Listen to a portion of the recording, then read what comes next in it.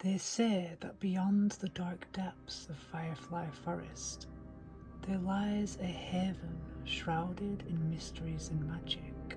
It is here that Rosie Reverie resides. Welcome back to Beyond the Doll Room. Happy Easter! Woo! Today we're diving into a huge box of dolls that I received all the way back in December. I have no idea what's inside this because it's been so long. And these are actually from Christmas time from my friend over at the Prison Pad. I'll leave her Instagram in the description below. And there's so many dolls and I haven't even had chance to look at them since December. And happy Easter to everyone. I have my Garfield mug right here, little Easter bunny. And then we have our Easter pastel theme at the back right there with a spooky vibe. Check out my top. So grab your drinks, sit back, relax, and let's see what treasures await us in this big box of dolls. Because one lucky doll will be getting an enchanted Easter witch makeover. So let's dive into this box and see what's lurking within. It's been so long since I've peered into this box of dolls, I've forgotten what's inside. I wonder which doll we will choose to be reborn into a magical pastel witch. Uh-oh, someone's lost their heads. Careful now, the headless horseman might be on the loose, or perhaps a Psycho lurking in the shadows. Oh look, it's one of those Be Kind dolls, isn't it? Leave a comment below if you recognise her. And there's some clothes in this bag here, but my main focus is on these intriguing dolls right now. So let's see. And ooh, there's another body in a bag, but this time there's a head too. Detached of course, but at least she has one. And look, there's another one right there. Oh, and there's a mermaid Barbie. However, her hair is looking matted, so that will need fixing up. And oh look, it's Elsa, just like the one we transformed into a banshee in my last video, if anyone remembers. And if you haven't already watched it, then click on the link that's appearing below now. It's really strange actually how she keeps popping up in unexpected places, isn't it?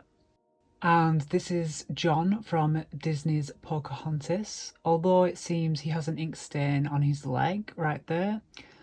But I'll need some Oxyten to remove that. And oh, there's a mini beast from Beauty and the Beast there. Oh my god! Look at this poor Barbie's hand.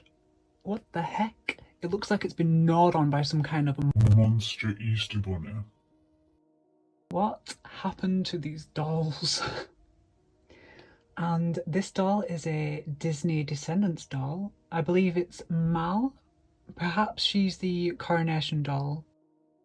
Leave a comment below if you know for sure. I don't think that those are her original hands, are they? They look a bit discoloured. So she's gonna need some new ones.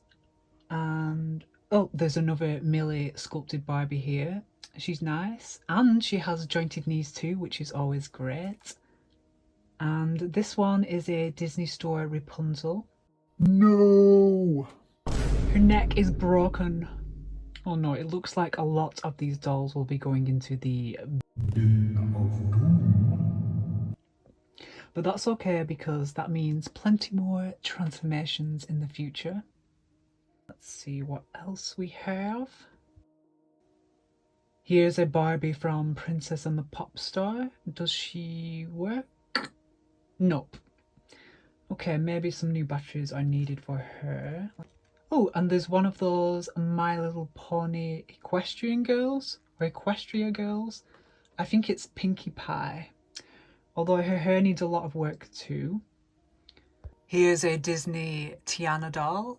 Oh my gosh. She has a bite mark in her leg. What the heck is going on here?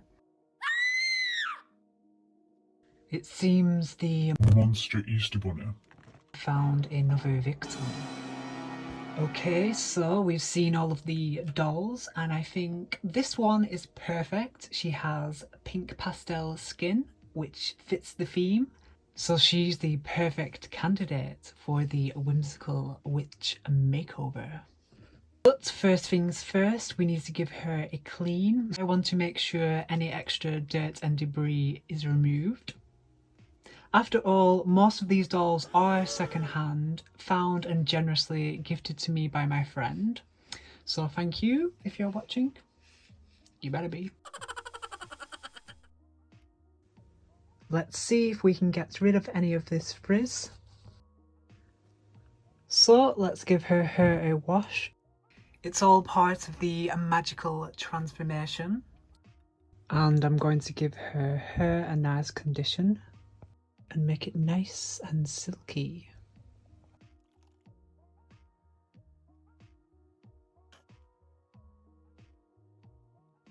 So she's all cleaned up now, and it's time to pick an outfit for her new witchy persona. This is where the real magic begins. Here I have part of a dress that was cut up, and it's a great colour choice as it's a light purple and will complement her nicely. However, it's slightly too big for her, so I'm going to have to fold the Velcro over to tighten it, and then I'm going to sew down each of the sides by hand, of course, because my sewing machine is still out of order. So now it's been sewn and it fits her so much better now. I like how the dress was torn, so I cut a little more to give it a more worn, witchy effect. Now I have these spooky goth stickers right here, which will go nicely with her new look. But which one should I choose? The skeleton unicorn or the moon and stars? Which one? I have this light green felt, which I think will work nicely for her witch hat. I'm going to fold it over to thicken it up a little, and then I'm going to create a smaller version of this one that I made for my Rainbow High doll. So I'm going to cut and sew that, and then I will be right back. So I've sewn the hat, and it's not the best because I've had to do it by hand, but it still works well. I'll add the tiny details on later, but now I thought I'd make her a satchel bag out of this scrap piece of felt. So again, I'll be back once I've cut and sewn it together, so stay tuned. And here's the bag. It's not finished. I want to add some black thread just around this to frame it, and then a little black button to finish it off. I think it will go well with her outfit. It was also hard finding shoes that will fit her feet, so I'm going to make her some matching boots out of the rest of the green felt, which hopefully will look cute, so I will be right back. So I've also added this pink thread spiraling up the hat, and now I'm going to attach the base to create the more witchy hat vibe. And then finally I'm going to create her broom, like the one I did for the Rainbow High doll, and then I will add this purple butterfly onto it, which will match her purple dress. So for the base of the broom, I'll use this pencil here, and then I'm going to paint it a pastel purple, sticking to the Easter witch theme.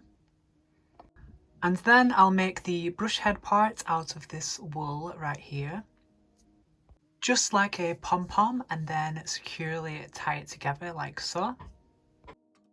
Now, after all the magic and creativity, we've not only crafted a beautiful new look for her, but also the perfect character for a whimsical witchy story. They say that beyond the dark depths of Firefly Forest, there lies a haven shrouded in mysteries and magic.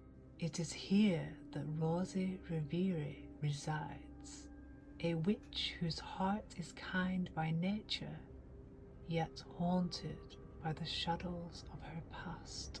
Saddened and tormented by the dark forces that pursued her, Rosie feared she would never find peace. Forced to harden her heart and embrace her inner wickedness, she became addicted to protecting her powers, regardless of whom she might hurt in the process. They say if you dare venture into Firefly Forest at night and find yourself lost in its depths, seek out Rosie's light. But heed this warning. Though her kindness knows no bounds, only doom will follow to those who dare to disturb her peace. Thanks for joining me on this Easter adventure, exploring the whimsical world of doll makeovers and spooky transformations. And if you enjoyed this video, don't forget to like, comment and subscribe for more spooky, enchanted and fun content. Until next time, stay spooky, stay creative, and most importantly, be yourself. Happy Easter! And have a spooktacular Easter weekend.